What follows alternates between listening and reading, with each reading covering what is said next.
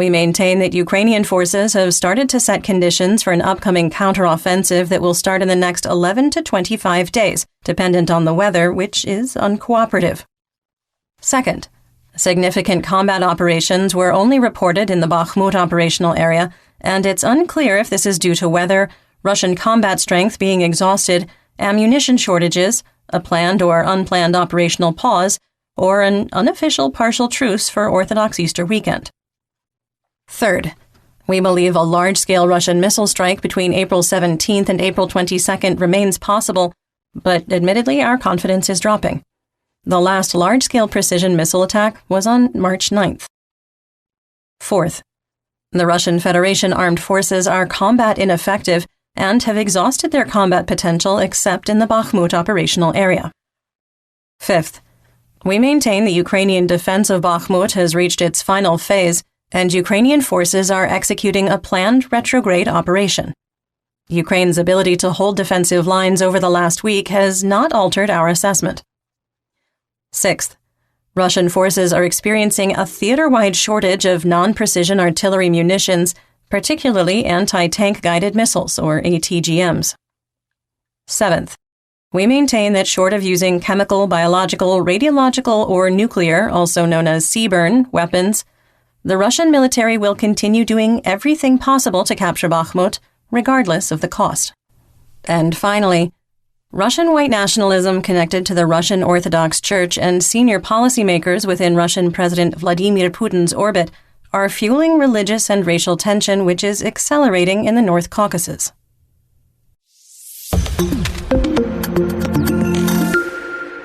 One year ago yesterday, on April 16, 2022, in Mariupol, the city entered its 44th day surrounded by Russian forces. Moscow issued an ultimatum demanding unconditional surrender by April 17th.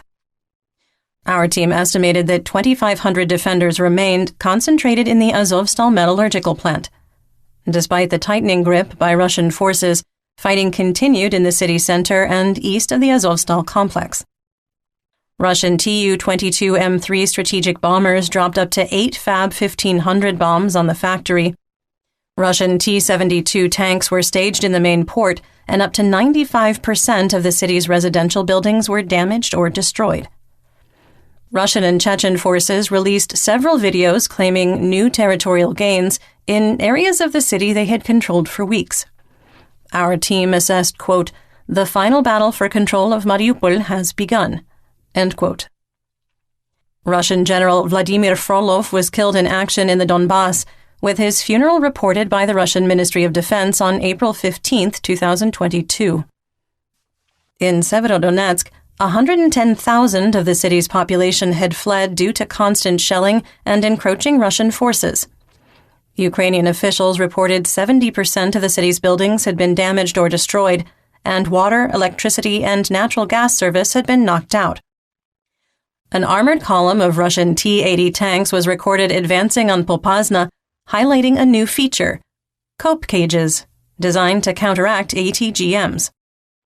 Our team also reported that, quote, "Ukrainian forces have turned Marinka into a World War I fortress with trenches, bunkers, and tank traps," end quote. Russian claims that the city was captured on April 14th were untrue. A deputy of the People's Council of the Donetsk People's Republic, or DNR, Vladislav Beredichevsky, called for the complete destruction of Marinka and Krasnohorivka. In response to the sinking of the Moskva in the early morning hours of April 14th, the Ukrainian cities of Kyiv, Dnipro, Mykolaiv, Odessa, Poltava, Kharkiv, and Lviv were hit by Russian SRBMs and cruise missiles over a 48-hour period. In Izium, the Ukrainian General Staff reported that Russian forces had amassed 22 battalion tactical groups for an offensive on Slovyansk and Kramatorsk. In Bucha, a third mass grave was found by investigators, containing 73 bodies.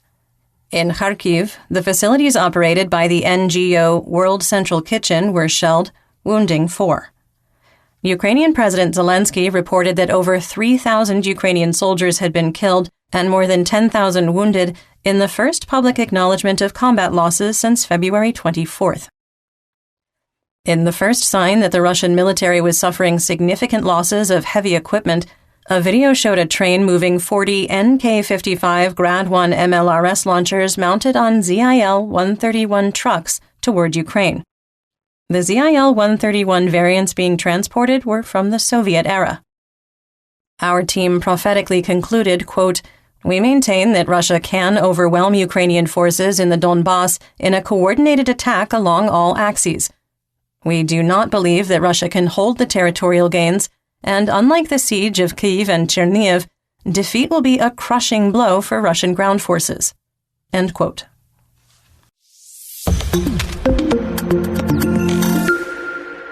Let's get some regional updates, starting with Kharkiv.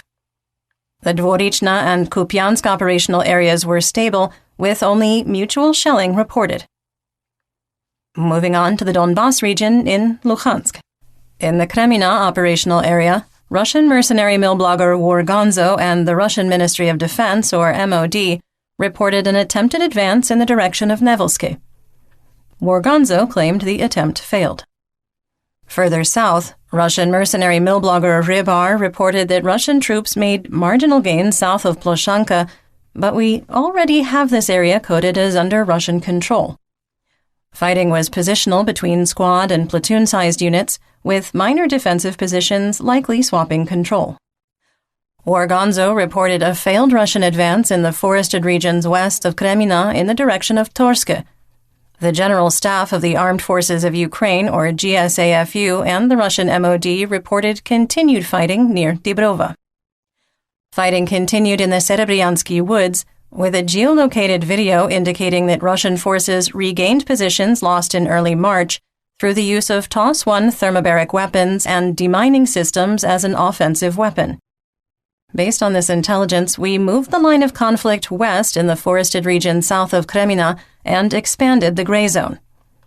The GSAFU also reported fighting, quote, north of Ryurivka in the Donetsk Oblast, which would indicate ongoing combat in the Serebryansky woods on the north bank of the Seversky Donets River. In the Lysychansk operational area, there was limited fighting near Bilohorivka, the one in Luhansk. War Gonzo claimed Ukrainian forces went on the offensive and regained some territory in Little Bilohorivka near the chalk mine, without evidence. We did not adjust the map due to the lack of visual confirmation or a reliable second source.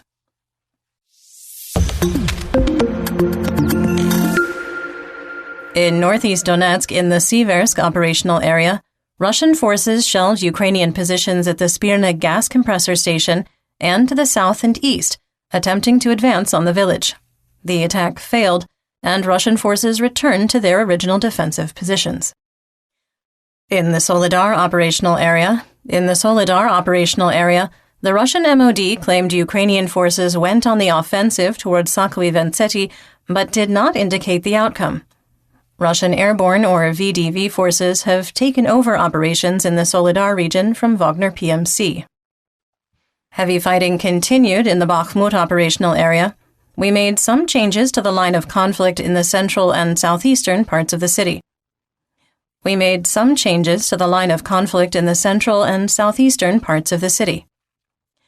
The Russian MOD reported their forces completed 43 fire missions in the operational area, and the VKS and Army Aviation completed 6 ground attack sorties. This is a 30% drop in artillery fire missions compared to yesterday's already lower than average numbers. PMC Wagner and their affiliated channels made no new claims of territorial control. North of Bakhmut, the situation is unchanged.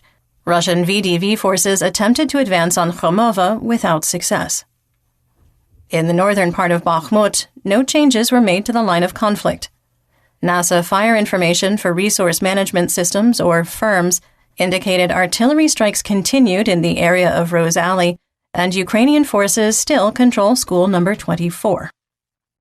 In the center of Bakhmut, PMC Wagner Telegram channel Gray Zone reported heavy fighting continued in the areas of Railroad Station 1, Railroad Station 2, and the grain elevators, with no change to the situation.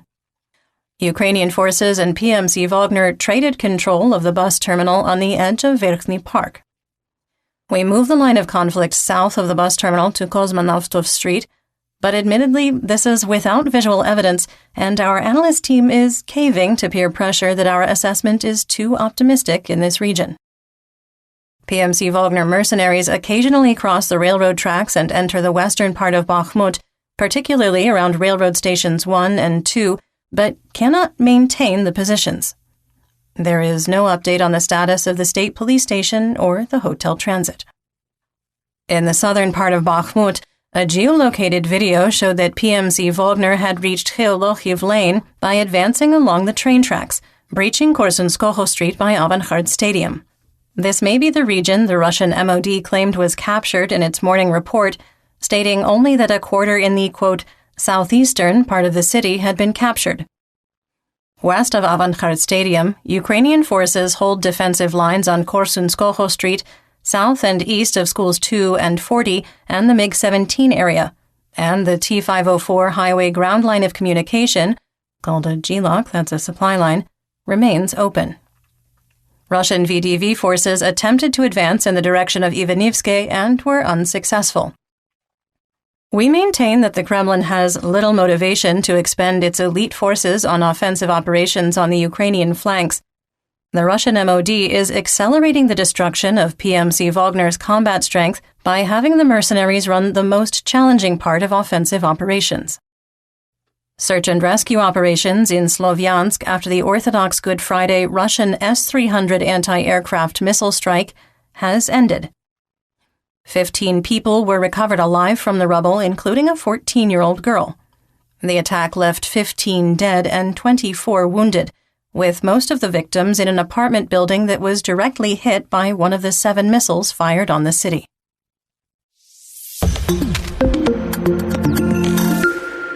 In southwest Donetsk, in the Avdiivka operational area, operational tempo remained significantly lower due to mud and the Russian MOD redeploying ground forces, armor, and artillery to the Bakhmut operational area. Fighting continued along the H-20 highway between Novobakhmutivka and Novokalinove, with no change in the situation. Russian forces attempted a direct assault on Ukrainian defensive positions in Avdiivka, again, which ended in failure, again. Fighting between ground forces and armored vehicles continued in the no-man's land between Vodyana and Sieverne, with no change in the situation. We changed the war map, advancing Russian forces to the north of Vodyana to some mining waste heaps. We couldn't validate which forces were being shelled in a video shared on social media and made the update out of an abundance of caution. Positional fighting on the eastern edge of Pervomayske near the E50 ring road continued. Fighting continued in the Marinka operational area, with Russian forces turning smaller pieces of rubble into dust along Druzhby Avenue. Officials with the self-declared Donetsk People's Republic, or DNR, accused Ukraine of firing up to 20 Grad rockets from multiple launch rocket systems, or MLRS, into the central market and covered market area of the city, killing 2 on Orthodox Easter Eve. Officials were more careful not to share pictures of craters from the attack or other closer details, making analysis of the origin of the rockets impossible. This area was hit by mortars on April 7th, which we analyzed and concluded had likely been fired by Russian forces in the Spartak area.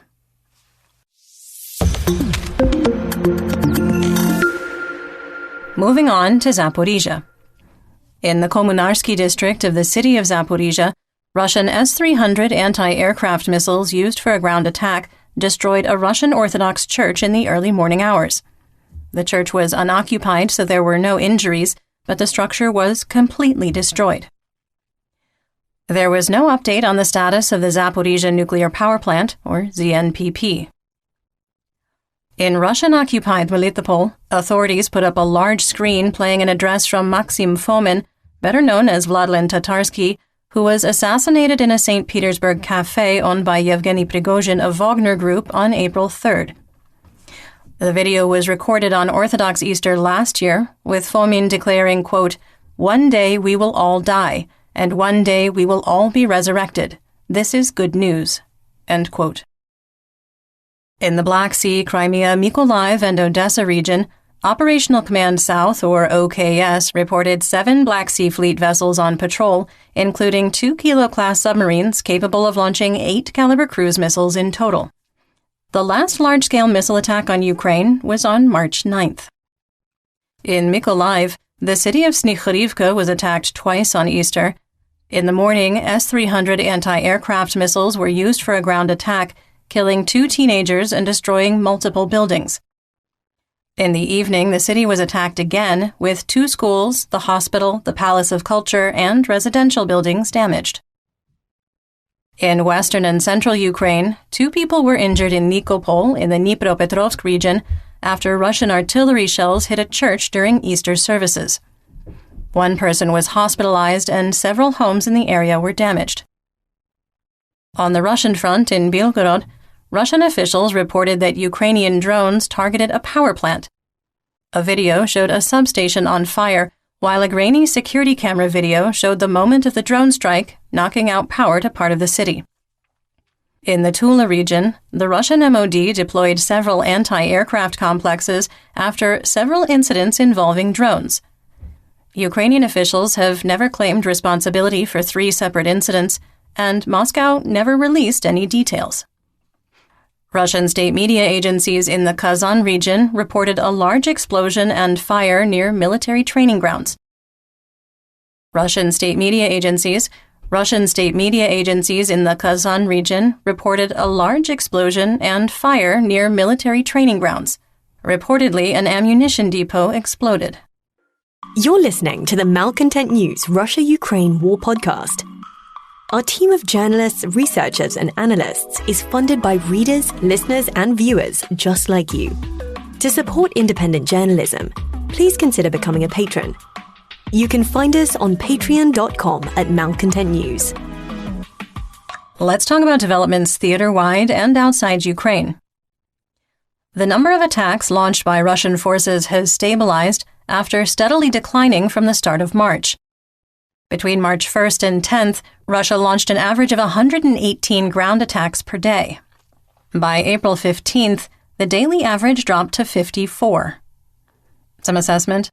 Our analyst team has noted that Russian commanders have returned to ad hoc attacks and troop deployments and deploying understrength units into frontline duty.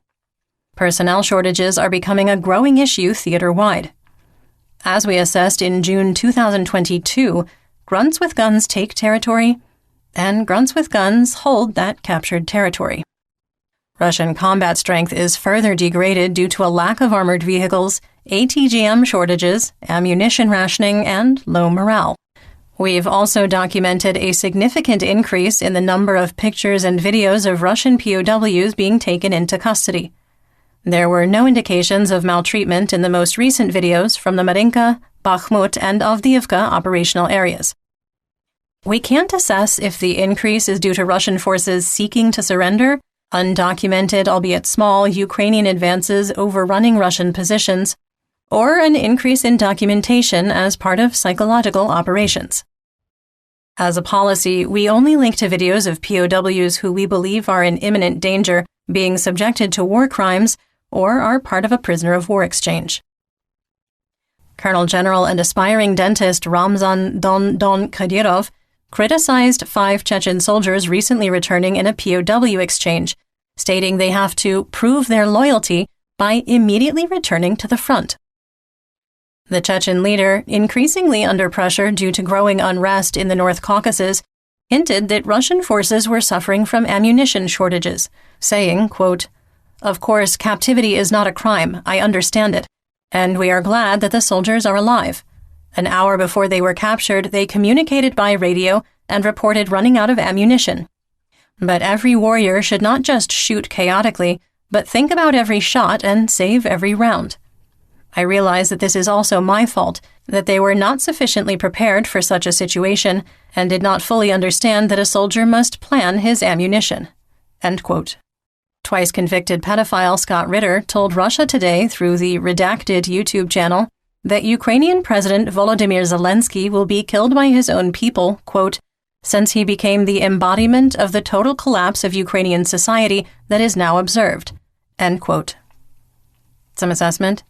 We were surprised to see Ritter on Russia Today, as his clout diminished in the Russian Federation after it was revealed that he is a convicted sex offender. PMC Wagner leader Yevgeny Prigozhin is pushing harder for a peace deal with Ukraine in the information space, where everything the master of propaganda does is done with a purpose. Prigozhin had suggested that Moscow needed to declare the special military operation over and accept that the Kremlin would annex the regions of Luhansk, Donetsk, Zaporizhia, and Kherson that they currently occupy as mission accomplished, saying, quote, "The ideal option is to announce the end of the special military operation, to inform everyone that Russia has achieved the results that it planned. Theoretically, Russia has already received this fat point by destroying a large part of the active male population of Ukraine and by intimidating another part of it, which fled to Europe." End quote. Some assessment. This is a significant shift in position from February 3rd, when Prigozhin mocked Ukrainian President Zelensky to fight for Bakhmut to the last. We had assessed on February 3rd that Prigozhin's comments would age like room temperature milk on a kitchen counter, and, unlike his words, our assessment has aged pretty well. We're frequently asked to give our estimates for Russian and Ukrainian casualties since February 24th, 2022, and we've documented why this task is a fool's errand, and it's unlikely that Russia or Ukraine have an exact count for their respective losses. Reporters asked Ukrainian Defense Minister Alexei Reznikov to provide a number regarding the death toll of soldiers of the armed forces of Ukraine, with him responding, quote, "I can't give you a figure, but I can assure you that the total number is less than the death toll from the earthquake in Turkey." End quote. If we take that claim at face value, total Ukrainian KIA numbers would be below 51,000. We have absolutely no way to confirm the veracity of his statement. Italy transferred a new batch of NATO standard M109L 155mm self-propelled howitzers to Ukraine. The total number was not reported, but is claimed to be in, quote, the dozens. More assessment. We've also been asked repeatedly to provide our analysis on the intelligence leak of Pentagon classified information. We have maintained it would be unethical as journalists to put this information or our assessment into the public information space.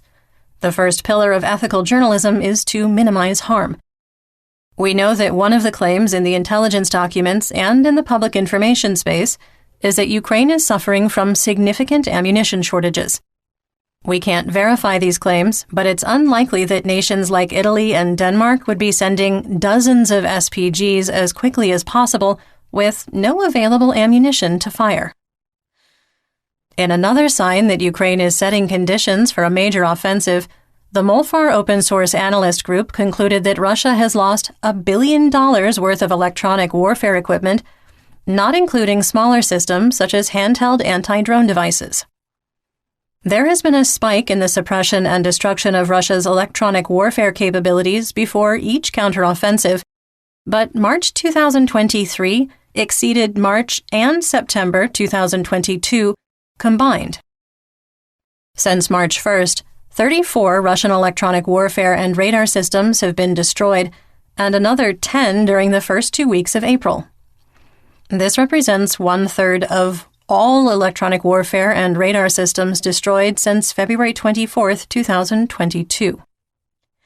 Canada will send a Russian AN-124 transport plane to Ukraine that was confiscated due to international sanctions, according to the Prime Minister of Ukraine. Russian mill bloggers called the transfer theft, perhaps typing out their social media protests while flying home from Orthodox Easter visits on one of the hundreds of stolen Boeing and Airbus aircraft currently operated by Russian airlines.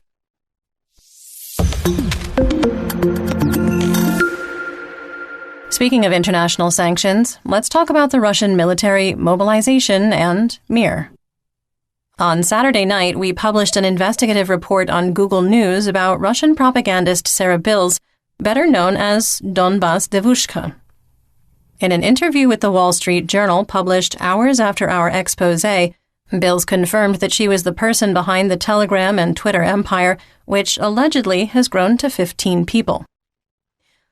Bills is, at the minimum, facing increasing scrutiny for possible FARA violations, Russian sanctions violations, and her connection to doctored versions of the secret and top-secret documents leaked originally on the Thug Shaker Central Discord server. A spokesman for the Pentagon, Brigadier General Pat Ryder, said that what role Bills played in the critical classified document link and possible connections to anti-government figures are, quote, subject to the Justice Department's scrutiny, end quote. A quick sidebar. While our story has gotten significant attention and was quoted by Business Insider with attribution, we've been incredibly disappointed to see numerous publications, including Ukrainian Pravda, The Insider, Nexta, and The Telegraph, plagiarizing our work. We understand that the Wall Street Journal and our team were working in parallel and unaware of each other's efforts. Still, the truth matters. The truth is, our team worked hard over the weekend to expand on the tremendous open-source intelligence work that was done to find the truth, which included old-school gumshoe journalism and an all-night editorial session to get to press. To have that work taken from us is a bit of a bummer. In a sign that the relationship between PMC Wagner and the Kremlin is being restored, a representative of the mercenary company claimed that PMC Wagner is conducting training of Mobics who were transferred to PMC Wolf and are under their command. The claims were first made on April 8th, and we reported that 170 Mobics in Kadiivka were forcibly transferred to the PMC. While Wagner and Wolves claim these were willing transfers, 112 of the April 8th Mobics appealed for help, claiming they were coerced and tricked into joining after their military IDs were confiscated. Some assessment. While it's unclear if the Kremlin supports these transfers, there has been no action taken by the Russian MOD to stop this scheme to replenish the dwindling ranks of PMC Wagner. As we had previously assessed, starting on May 1st, when thousands of penal unit mercenaries start reaching the end of their contracts, Wagner Group will have growing staffing issues. On April 14th, Russian President Vladimir Putin signed electronic and text subpoenas for military conscription into law. On the same day, he also signed a decree moving occupied Donetsk, Luhansk, Zaporizhia, and Kherson to the Moscow time zone. The Russian 239th Guards Tank Regiment, part of the 90th Guards Tank Division, received donated military aid, including uniforms and boots, food, and first aid. Multiple Russian units have started appealing to supporters for the most basic needs. Pictures and videos showed two B-16 Nona K 120mm towed mortars being transferred by train in the direction of Ukraine. Brought into service in 1981, the Russian Federation has up to 119 serviceable units available. Ukraine claims to have destroyed one in 2022, and another 4 were reportedly captured. The towed artillery piece is based on the S-29 Nona air-droppable self-propelled mortar. The system has a range of up to 12.8 kilometers using extended-range mortars and 8.8 kilometers with conventional munitions. Russian State Duma Deputy Oleg Matvichev said that our favorite FSB colonel, convicted war criminal, Kremlin pariah, and failed Mobic Igor Strelkov-Girkin should be in prison for, quote, discrediting the Russian military. As we predicted on Friday, this was not well received in the self-declared Donetsk People's Republic, or DNR. Separatist Pavel Gubaryev wrote on his telegram that if the Kremlin came after Girkin, frontline soldiers would tear Matvichev to pieces. In our War Crimes and Human Rights segment, we discuss events that might be upsetting to hear about. There is only minor graphic detail in today's report, but please feel free to skip ahead to the next segment. Timestamps are in the description. The Kremlin has been somewhat quiet on what they got in exchange for the 130 Ukrainian POWs released on April 15th, but it appears it was another uneven transfer. PMC Wagner claims 30 to 40 Russian-aligned soldiers and mercenaries were returned without explanation for the large difference. Prigozhin claims he orchestrated the release independent of the Kremlin as a show of goodwill on Orthodox Easter. However, some of the Ukrainian soldiers released came from areas where PMC Wagner has had a limited or no presence, and the show of so-called goodwill comes just days after a video emerged of a Ukrainian POW being tortured to death by slow decapitation. In geopolitical news, an Iranian court sentenced 10 former Air Defense Service members to 1 to 13 years in prison due to their involvement in the accidental shooting down of Ukrainian flight PS-752 on January 8, 2020. The aircraft was flying between Tehran and Kyiv when the Air Defense Unit mistook the civil airliner for an American cruise missile. All 176 people were killed after the Boeing 737 was hit by 2 air defense missiles 3 minutes after takeoff. President Putin and Chinese Minister of Defense Li Shangfu met in Moscow. There was no readout about the meeting. Li is under United States sanctions for cooperating with the Russian Federation. There remains no concrete evidence that China is providing lethal aid to Russia, and our assessment that China can continue to provide all the poor quality truck tires and spalling body armor it has still stands. In economic news, Hungary and Poland announced a ban on agricultural products from Ukraine after growing protests from local farmers about depressed prices due to increased supply. Poland was widely expected to announce a ban on Ukrainian grain and cereal products, but it extended to dozens of other items. Kyiv struck a balanced tone, stating it was, quote, disappointed. The European Commission took a stronger position and called the embargo, quote, unacceptable. And that's what we know. Join me again tomorrow for more updates.